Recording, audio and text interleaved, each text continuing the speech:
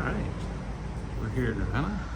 We got a lot more space here. A lot of display windows. I got Darth Vader in a royal guard in this one, and I got Deadpool. He looks deflated. And we got our cool retro room here. And we're gonna go in, give you the 10,000 foot overview of the Ravenna store. We got a lot of loose Legos here. Got a video game cabinet. We got more video games down there. We got more loose Legos here. We do have comics in Ravenna. We got our loose action figures. We have a giant shelf full of Marvel Legends, and then we got a shelf full of Star Wars Black Series, Godzilla, Dragon Ball Z anime. We got shelf full of just regular action figures, G.I. Joes. Top shelf is statues. Look up in the air, you'll see ships hanging everywhere. We do have the dreaded Funko Pop in Ravenna. We have just miscellaneous action figures, Hot Wheels, just miscellaneous stuff. G.I. Joes, 90s and 2000 G.I. Joes. The new Biker Mice from Mars figures. Showcase full of random vintage and modern. Get a little bit closer, you could see we have a bunch of masks. We have some Centurions left, some Voltrons.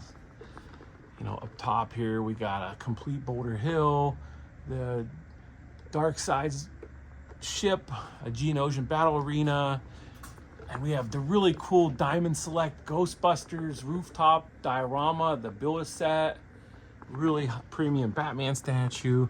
This is a whole giant wrestling showcase. This is a horror showcase. We have a Master of the Universe showcase here, a whole showcase dedicated to Motu. I update the inventory all the time. We have a whole showcase dedicated to Star Wars.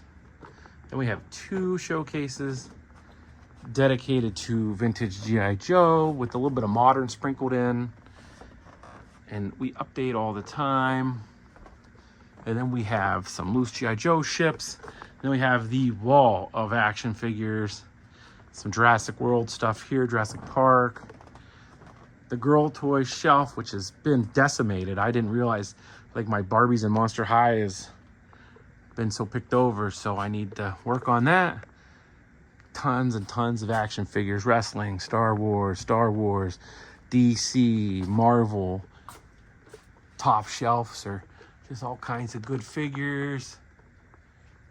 This is gonna be all modern G.I. Joe here. And then some randomness on the bottom.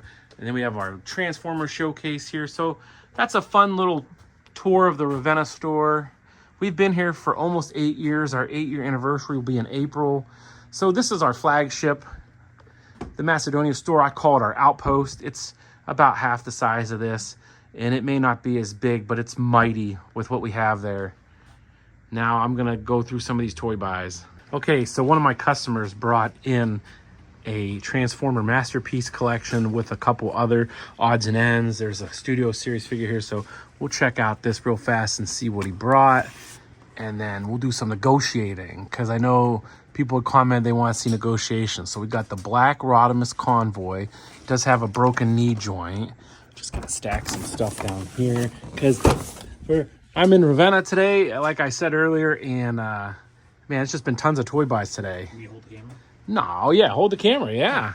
All right, so then we got Sound Blaster. We got this Japanese guy, which I think is Leo, but who is it? That is Victory Leo. Victory Leo, that's what I thought. And we have everyone's favorite Megatron, the MP36. Uh-oh. Ultra Magnus, the MP22.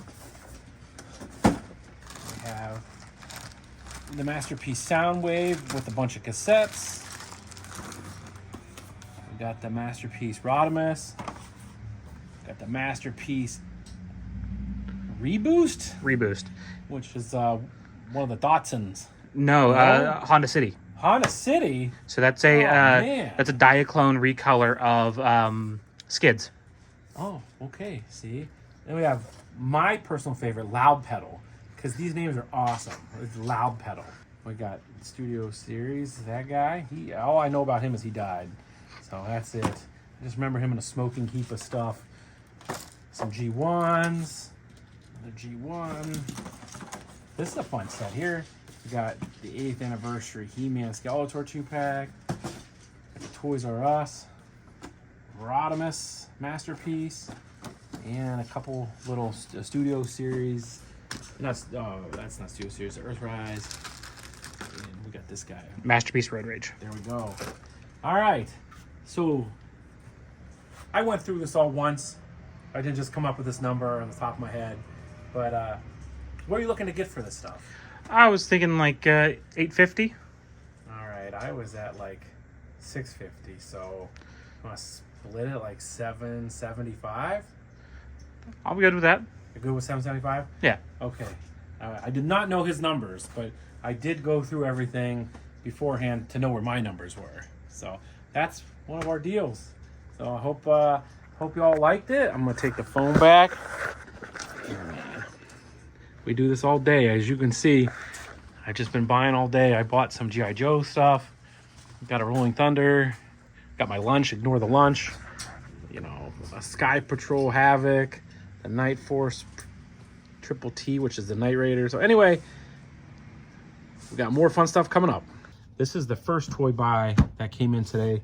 I did not go through any negotiations with it, but I did buy it all.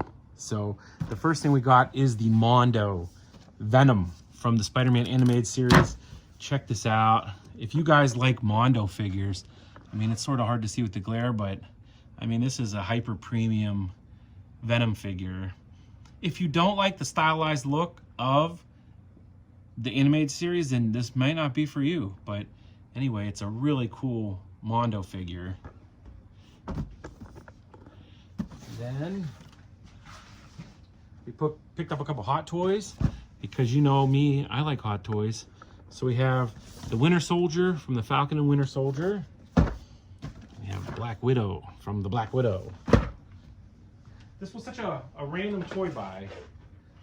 Then there's this cool Marvel Legends 2-pack. This is one of the VHS 2-packs from the Spider-Man animated series. It's Daredevil versus Hydro Man. Now, let me know in the comments, do you ever remember Daredevil facing off against Hydro Man in the animated series in the 90s? Because I watched that show like 3 times through when I was in college, because it was on like after I was done with class. And I don't remember them fighting. So anyway, it's a pretty good set. You can see it goes for like 150 bucks, which I may be light on that. And then randomly, so he had this, and then he had 2 vintage carded G.I. Joes, which was weird. So we got to price these out. I haven't priced them yet. These are some of the ones from the late 80s and early 90s. Not everyone's cup of tea, but there you go. Okay, so we're here now with the second toy buy from today.